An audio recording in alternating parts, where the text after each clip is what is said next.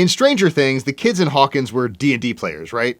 So when something started hunting them, they reached for what they knew, the monster manual. They played D&D after all.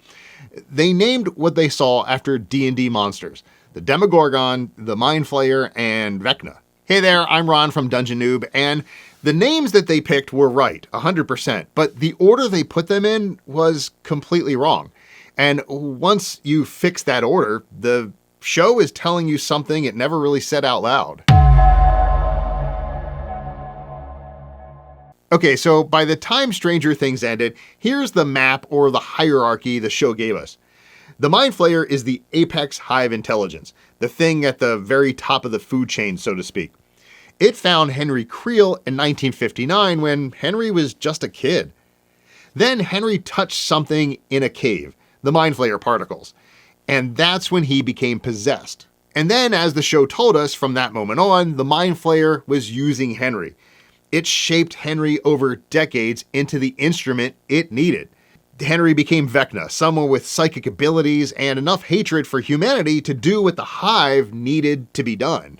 And then comes season 4, when Henry told Eleven a completely different story, if you remember this. He said he found the shadow particles in the Upside Down. He said that he shaped them into the Flayer. He then said he was the architect of everything. And here's the key part. Henry genuinely believed it. And that's what makes season 5 land the way it did. The Flayer, if you think about it, let Henry believe Henry was the architect. Now, by the finale, as I mentioned before, the show is quite clear. The Flayer was actually running everything from the very beginning.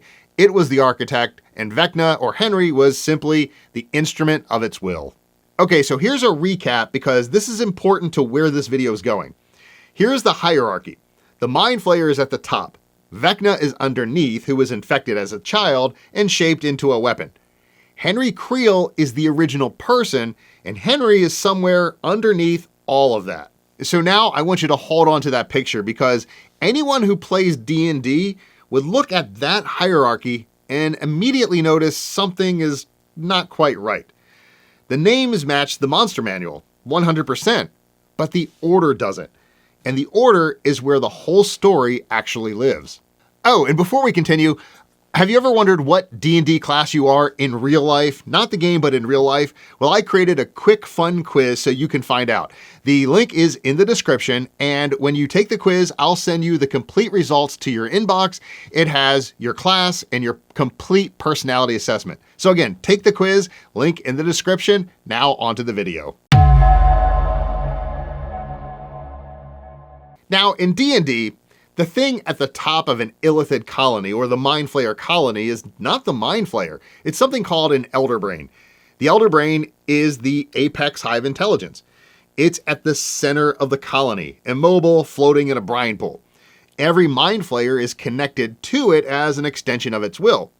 So the Flayer hunts and feeds, and they serve that psychic network that's linking them all together. The Flayers are the agents, and the elder brain is the one running everything. Now here's the part that matters for what we're doing in this video. The elder brain controls its Flayers through that psychic network, and it actively suppresses the truth of what was done to them. Because the transformation to become a Flayer, well, it's brutal. So in case you don't know, the way that a Flayer is created is a tadpole gets placed against a humanoid skull. It burrows in, and over the next week or so, it devours the host's brain from the inside and attaches to the brainstem and rewires the body. The face changes, the body changes, 4 tentacles emerge where the mouth used to be, and by day 7, the person, that humanoid, is completely gone. The creature that walks out of that process, the Flayer, serves the elder brain. And that's what the elder brain hides from its own Flayers.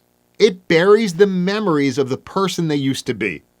It maintains control by making sure they believe that system is sacred. Now, the elder brain has one fear, one thing that has made it hunt down and execute its own Flayers for thousands of years. And the illithid have a name for it. They call it the adversary. Now, the adversary is a Flayer whose original personality survived the transformation 100%.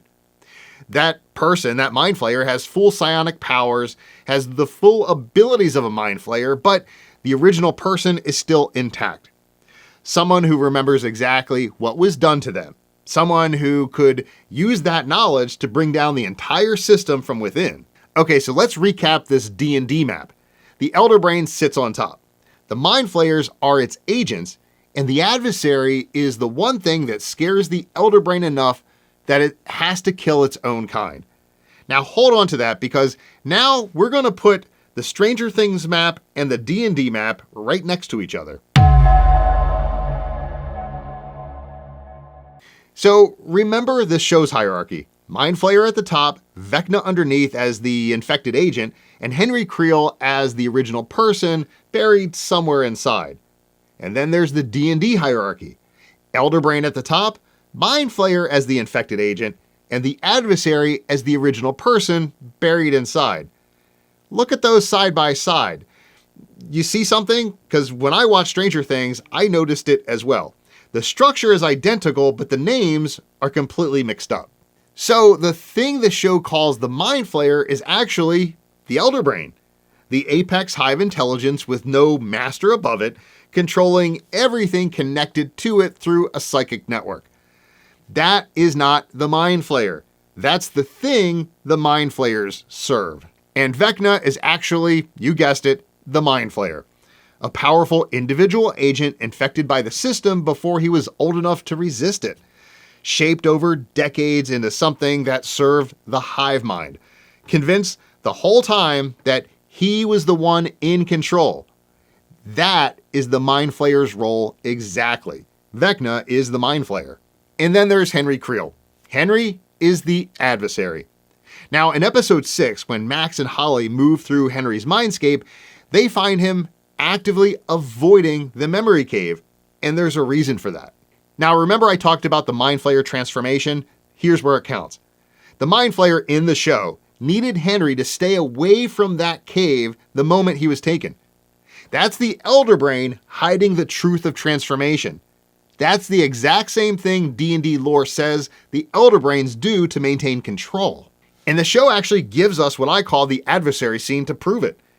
In the season 5 finale, Will Byers reaches into the hive mind and finds Henry. Not Vecna, he finds Henry, that original person. Memory's intact, and if you remember, tears are running down Henry's face, responding to his own name. Then Will makes him an offer. He says, "It wasn't you. It was never you. You were just a kid like me, and it used you. It used you to bring it here. You're just like me, Henry, a vessel. But you can resist. Help us fight it. Don't let it win." This is basically Will, without him knowing it, calling Henry the adversary, the original person intact, trying to get him out. He remembers what was done to him. He has the full power of a Mind Flayer, Vecna, and the full knowledge of the human he used to be. In D&D, that's the moment the Elder Brain loses. But in the show, Henry said no. He says, "It showed me the truth. It showed me the world is broken, that man is broken. It has never controlled me, and I never controlled it. Don't you see, William? I could have resisted it, but I chose to join it. It needs me, and I need it. We are one." So in this instance, the adversary chose the hive mind Elder Brain over everything else. And that's where the show concludes. So here's what you're actually watching when you watch Stranger Things. The thing the show calls the Mind Flayer is actually the Elder Brain, the apex hive intelligence with nothing above it. Vecna is the Mind Flayer, the agent who was infected as a child and shaped into a weapon, convinced the whole time that he was the architect. And then there's Henry Creel, the person who survived the transformation. And the Elder Brain knew exactly what Henry was, and that's the only explanation for why it buried the cave memory. You don't hide something from someone unless you're afraid of what they might do with it. In D&D, the adversary is supposed to burn the entire system down from the inside. Stranger Things gave us an adversary, but the adversary chose the system instead.